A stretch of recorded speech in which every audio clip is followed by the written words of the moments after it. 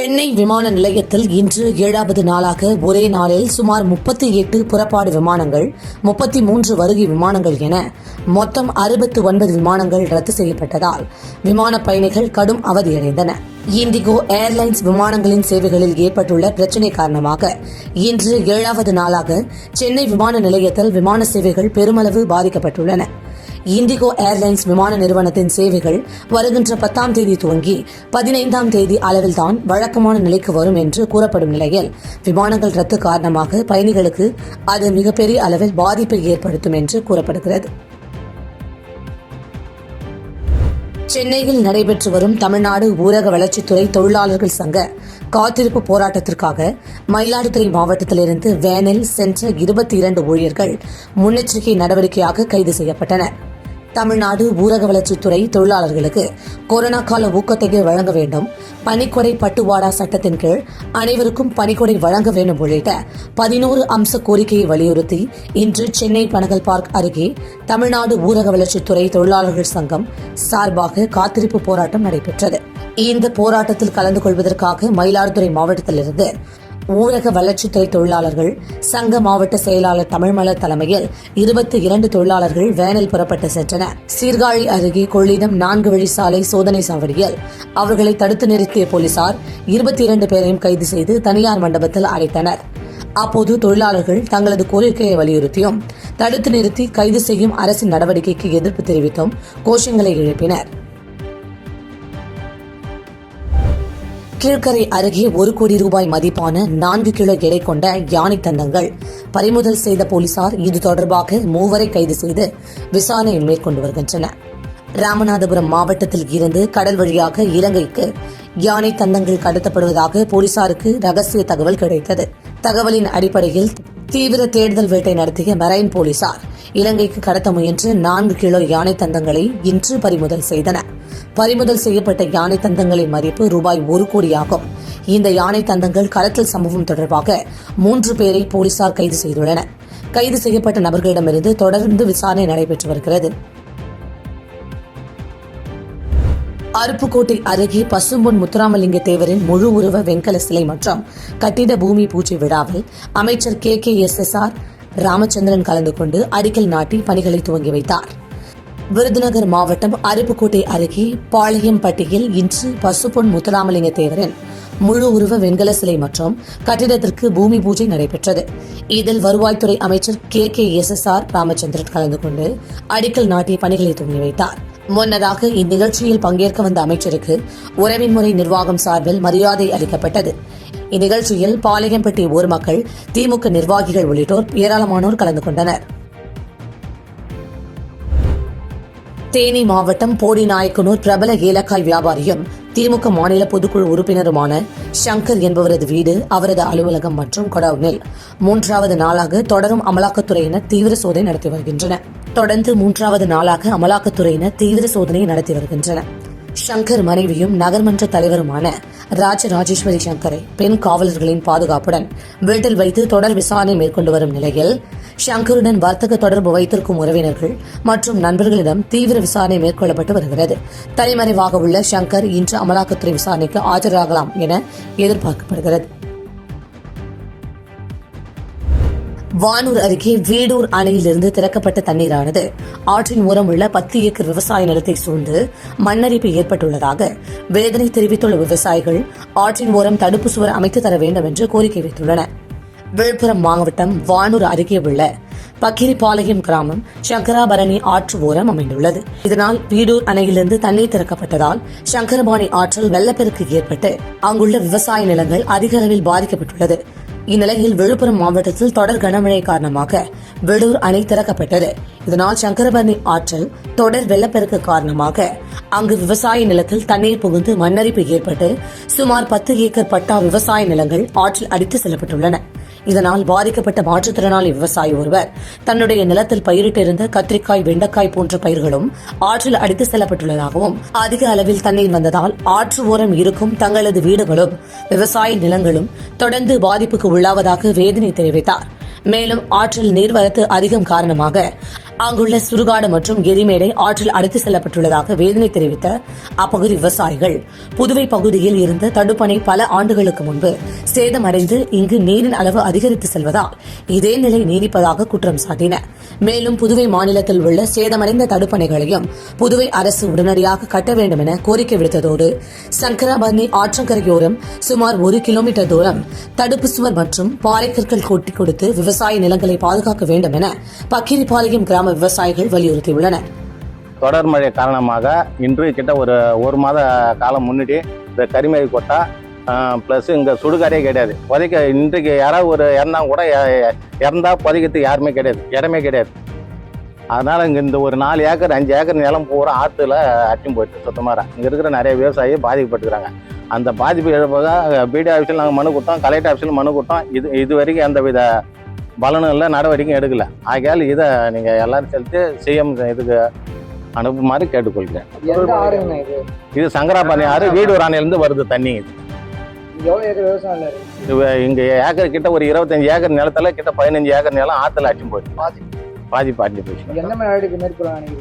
இது இந்த மாதிரி இந்த சைடில் அளந்து சர்வே பண்ணி இதுக்கு அந்த தண்ணி நிலத்தை அரிப்புக்கு வராத மாதிரியே சைடு தடுப்பு சுவர் கட்டி எங்களுக்கு இங்கே சுடுகாடு வேணும், பிளஸ் எரிமேடை அமைக்க மாதிரி கேட்டுக்கொள்கிறோம். சீர்காழி அருகே தக்காளி வாங்குவதில் ஏற்பட்ட தகராறு காரணமாக காய்கறி கடை உரிமையாளரை அடித்து கொலை செய்த நபரை போலீசார் தேடி வருகின்றனர். மயிலாடுதுறை மாவட்டம் திருப்பங்கூர் மெயின் ரோடு பகுதியைச் சேர்ந்த ராஜா என்பவரின் காய்கறி கடைக்கு தக்காளி வாங்க வந்த மானந்திடவாசல் பிள்ளையார் கோயில் தெருவைச் சேர்ந்த சந்திரசேகர் குடிபோதையில் ராஜாவுடன் தகராறில் ஈடுபட்டு ராஜாவை தாக்கியுள்ளார். இந்த தாக்குதலில் பலத்த காயமடைந்த ராஜா மயக்கமடைந்த நிலையில் சந்திரசேகர் தப்பிச் சென்றார். இதனைத் தொடர்ந்து அருகில் இருந்தவர்கள் ராஜாவை மீட்டு வைத்தீஸ்வரன் கோயில் அரசு மருத்துவமனைக்கு கொண்டு சென்றபோது அங்கு ராஜாவை பரிசோதித்த மருத்துவர் ஏற்கனவே இறந்துவிட்டதாக தெரிவித்துள்ளார். தகவலின் பேரில் வைத்தீஸ்வரன் கோயில் போலீசார் ராஜாவின் உடலை கைப்பற்றி பிரேத பரிசோதனைக்காக சீர்காழி அரசு மருத்துவமனைக்கு அனுப்பி வைத்த பின்னர் இதுகுறித்து வழக்கு பதிவு செய்து தப்பியோடிய சந்திரசேகரை தேடி வருகின்றனர்.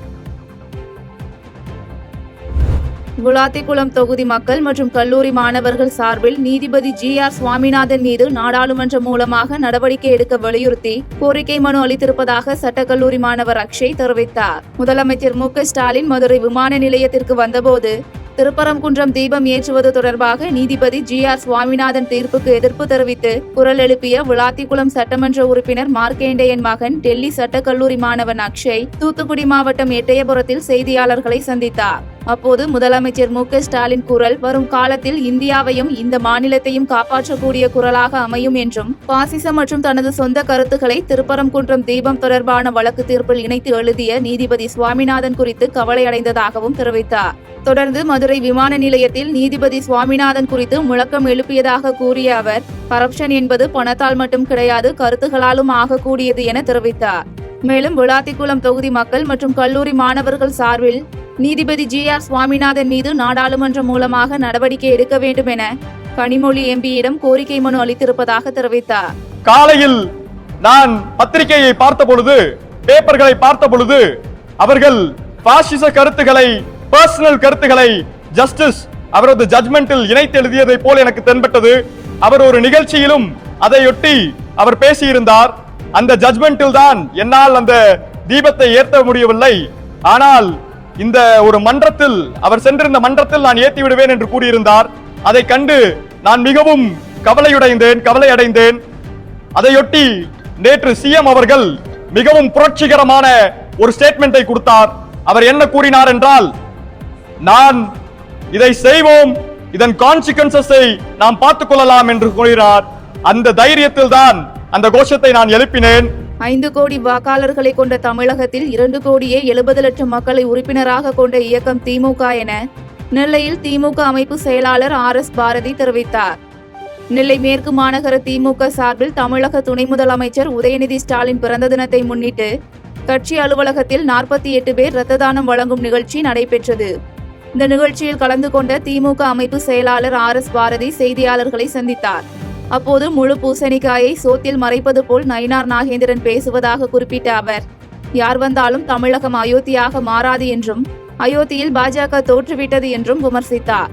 தொடர்ந்து திமுகவின் நாட்கள் எண்ணப்படுவதாக கூறும் சிலரின் நாட்கள் முடிந்துவிட்டதாக கூறிய அவர், 5 கோடியாக உள்ள மொத்த வாக்காளர்களின் எண்ணிக்கையில் இருந்து 2,70,00,000 மக்கள் திமுகவில் உறுப்பினராக உள்ளதாக தெரிவித்தார்.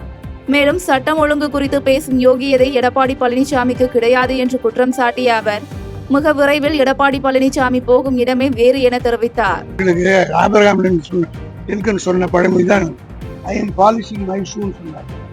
எங்க கட்சி வளமாக இருக்கிறது. 2,70,00,000 மக்கள் தமிழ்நாட்டிலே எங்கள் கட்சியில உறுப்பினராக சேர்ந்திருக்கிறார்கள். மொத்த வாக்காளர்கள் 5,75,00,000 தான் வருவாங்க. அதில் 2,70,00,000 மக்கள் திமுக இருக்கிறார். அவ்வளவுதான் எங்களுக்கு. பல்வேறு கட்சிகள் இருந்து தொடர்ந்து திமுகவுக்கு வந்துகிட்டே இருக்காங்க. வர்றவர்களை வரவேற்போம். இங்கிருந்து யாரும் போறவங்களா இல்லை. போறது வந்து ஒருத்தர் கூட போறது இல்லை. திமுக வர்றவங்களை எல்லாரையும் அரவணைக்கிற தலைவராக தளபதி மு.க. ஸ்டாலின். திருவாரூர் மாவட்டம் மன்னார்குடி அருகே தனியார் பேருந்தும் அரசு பேருந்தும் நேருக்கு நேர் மோதி ஏற்பட்ட விபத்தில் 17 பேர் காயமடைந்தனர். திருவாரூர் மாவட்டம் கோட்டூரில் மன்னார்குடியில் இருந்து திருத்துறைப்பூண்டி நோக்கி சென்ற தனியார் பேருந்தும் வேதாரண்யத்தில் இருந்து தஞ்சாவூர் நோக்கி சென்ற அரசு பேருந்தும் நேருக்கு நேர் மோதி விபத்து ஏற்பட்டது. இந்த விபத்தில் படுகாயமடைந்த அரசு பேருந்து ஓட்டிச் சென்ற மகேந்திரமணி, நடத்துனர் செந்தில்குமார் மற்றும் பேருந்தில் பயணித்த பயணிகள் என 17 பேர் மன்னார்குடி மாவட்ட அரசு தலைமை மருத்துவமனை மற்றும் திருத்துறைப்பூண்டி அரசு மருத்துவமனையில் சிகிச்சைக்காக அனுமதிக்கப்பட்டனர். இந்நிலையில் விபத்து குறித்து கோட்டூர் காவல் நிலைய போலீசார் வழக்கு பதிவு செய்து விசாரணை மேற்கொண்டு வருகின்றனர். திண்டிவனம் அருகே கார் பள்ளத்தில் கவிழ்ந்து ஏற்பட்ட விபத்தில் ஒரே குடும்பத்தைச் சேர்ந்த 3 பேர் உயிரிழந்த நிலையில் 5 பேர் படுகாயங்களுடன் மருத்துவமனையில் அனுமதிக்கப்பட்டுள்ளனர். விழுப்புரம் மாவட்டம் ஜக்காப்பேட்டை JR மருத்துவமனை எதிரில் முன்னால் சென்ற இருசக்கர வாகனத்தை இடிக்காமல் இருப்பதற்காக திருப்பப்பட்ட கார் ஓட்டுநரின் கட்டுப்பாட்டை இழந்து திண்டிவனம் திருச்சி தேசிய நெடுஞ்சாலையில் உள்ள பள்ளத்தில் கவிழ்ந்து விபத்துக்குள்ளானது. இந்த விபத்தில் காரில் பயணித்த ஒரே குடும்பத்தைச் சேர்ந்த கல்பனாமல்லி, திருப்பாவை, கோவிந்தராஜ் ஆகியோர் சம்பவ இடத்திலேயே உயிரிழந்த நிலையில் குழந்தைகள் உட்பட 5 பேர் படுகாயமடைந்தனர். இதனையடுத்து படுகாயமடைந்தவர்கள் திண்டிவனம் அரசு பொது மருத்துவமனையில் அனுமதிக்கப்பட்டுள்ள நிலையில் இருசக்கர வாகனத்தில் சென்ற செல்வம் என்பவரும் காயங்களுடன் அனுமதிக்கப்பட்டுள்ளார். இதனைத் தொடர்ந்து விபத்து குறித்து மயிலம் காவல் நிலைய போலீசார் வழக்கு பதிவு செய்து விசாரணை மேற்கொண்டு வருகின்றனர். பாலக்கோட்டில் தமிழக வெற்றிக் கழகத்தின் ஆர்ப்பாட்டத்தின் போது தொண்டர் ஒருவர் போலீசாரின் கையை கடித்த விவகாரத்தில் 5 பேரை போலீசார் கைது செய்துள்ளனர். தருமபுரி மாவட்டம் பாலக்கோடு பகுதியில் புதிதாக திறக்கப்பட்ட சொகுசு மதுபான கூடத்தை அகற்றக் கோரி தமிழக வெற்றிக் கழகத்தின் சார்பாக ஆர்ப்பாட்டம் நடைபெற்றது. இந்த ஆர்ப்பாட்டத்தின் போது போலீசாரின் பாதுகாப்பை மீறி மதுபான கூடத்தில் நுழைந்தவர்களை போலீசார் தடுத்து நிறுத்திய போது தாவேக நிர்வாகி ஜெமினி என்பவர் திடீரென போலீசார் ஒருவரின் கையை கடித்துள்ளார். இதனையடுத்து ஜெமினியிடம் விசாரணை மேற்கொண்ட பாலக்கோடு காவல் நிலைய போலீசார் 12 பேர் மீது வழக்கு பதிவு செய்து ஜெமினி, ஜெயபிரகாஷ், கணேசன், கிருஷ்ணன், வினோத்குமார் உள்ளிட்ட 5 பேரை கைது செய்தனர். அருப்புக்கோட்டை அருகே தொடர் மழை காரணமாக 100 ஏக்கருக்கும் மேற்பட்ட விளைநிலங்களில் மழைநீர் சூழ்ந்து பயிர்கள் அழுக துவங்கியுள்ளதால் விவசாயிகள் வேதனை அடைந்துள்ளனர். விருதுநகர் மாவட்டம் தும்மு சின்னம்பட்டி கிராமத்தில் 100கணக்கான ஏக்கரில் சோளம், கம்பு, வெங்காயம், மிளகாய், உளுந்து போன்ற பயிர்கள் பயிரிடப்பட்டுள்ள நிலையில் கடந்த 20 நாட்களுக்கு மேலாக பெய்த மழை காரணமாக விளைநிலங்களில் மழைநீர் தேங்கி பயிர்கள் அழுகும் நிலை ஏற்பட்டுள்ளது. தற்போது ஆயிரக்கணக்கான குருவிகள் மற்றும் காட்டுப்பன்றிகள் விளைநிலத்தை நாசம் செய்வதால் விவசாயிகள் வேதனை அடைந்துள்ளனர். மேலும் விவசாயத்திற்காக வாங்கிய கடனை எவ்வாறு செலுத்துவது என்று தெரியாமல் அவதியடைந்துள்ள விவசாயிகள் இன்சூரன்ஸ் கட்டியும் 5 வருடங்களாக தங்களுக்கு இன்சூரன்ஸ் பணமே வருவதில்லை என்றும் வேதனை தெரிவித்துள்ளனர். இதுகுறித்து உரிய நடவடிக்கை மேற்கொண்டு அரசு உதவ வேண்டும் என பாதிக்கப்பட்ட விவசாயிகள் கோரிக்கை வைத்துள்ளனர். 6 ஏக்கருக்கு இப்போ 1.5 லட்சம் 2 லட்சம் பிடிச்சிருக்கு சார். கடன் வாங்கி போட்டீங்களா? கடன் வாங்கி தான் வட்டிக்கு வாங்கி தான் போட்டிருக்கோம் சார். பூராமே நாங்கள் கஷ்டப்படுற குடும்பம் தான். சாவியத்துக்கு தான் விளைச்சிப்போம். கடன் வாங்கி தான் போட்டிருக்கோம் ஃபுல்லாக. ஏக்கருக்கு 1 ஏக்கருக்கு 30,000 சார் செலவு. 1 ஏக்கருக்கு 30,000 செலவுன்னா எனக்கு 12 ஏக்கருக்கு 3,60,000 செலவாயிருக்கு. அதை நான் அதை எடுத்து கட்டுறது, சாகுறதா பிழைக்கிறதா என்று தெரியல. அந்த அளவுக்கு நம்ம மன உளைச்சல்ல இருக்கோம். இந்த வருஷம் விவசாயம் பண்ணி எங்களுக்கு வர்ற கைக்கு வந்தது வாய்க்கு எட்டாத அளவுக்கு போயிடுச்சு. இதுக்கு முன்னாடி கட்டின இன்சூரன்ஸ் 4 வருஷமா சார் கட்டியிருக்கு. 4 வருஷமா கட்டின இன்சூரன்ஸ் இது வரைக்கும் எதுவுமே இல்லை. பழனி அருகே புஷ்பத்தூர் ஊராட்சியில் துணை முதலமைச்சர் உதயநிதி ஸ்டாலின் பிறந்தநாளையொட்டி நடைபெற்ற ரேக்லா பந்தயத்தை உணவுத்துறை அமைச்சர் சக்கரபாணி கொடியசைத்து துவக்கி வைத்தார். திண்டுக்கல் மாவட்டம் புஷ்பத்தூர் ஊராட்சியில் தொப்பம்பட்டி மேற்கு ஒன்றிய திமுக சார்பில் தமிழ்நாடு துணை முதலமைச்சரும் திமுக இளைஞரணி செயலாளருமான உதயநிதி ஸ்டாலின் பிறந்தநாளையொட்டி ரேக்லா பந்தயம் நடைபெற்றது.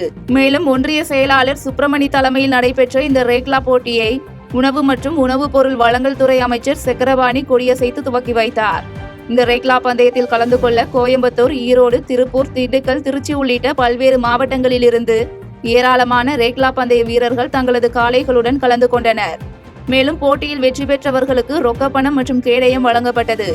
இந்நிகழ்ச்சியில் பொள்ளாச்சி பாராளுமன்ற உறுப்பினர் ஈஸ்வரசாமி உட்பட திமுக நிர்வாகிகள் பலர் கலந்து கொண்டனர். செய்திகளை உடனுக்குடன் தெரிந்து கொள்ள கீழ்கண்ட கேபிள் மற்றும் டிடிஎச் நெட்வொர்க்குகளில் எம்நாடு செய்தி தொலைக்காட்சியை காணுங்கள். பாதகம் செய்பவரை கண்டால் நாம் பயம் கொள்ளலாகாது பாப்பா. மோதி மிதித்து விடு பாப்பா, அவர் முகத்தில் உமிழ்ந்து விடு பாப்பா. அண்மை செய்திகளை உடனுக்குடன் தெரிந்து கொள்ள இணைந்திருங்கள் எம்நாடு தொலைக்காட்சியுடன்.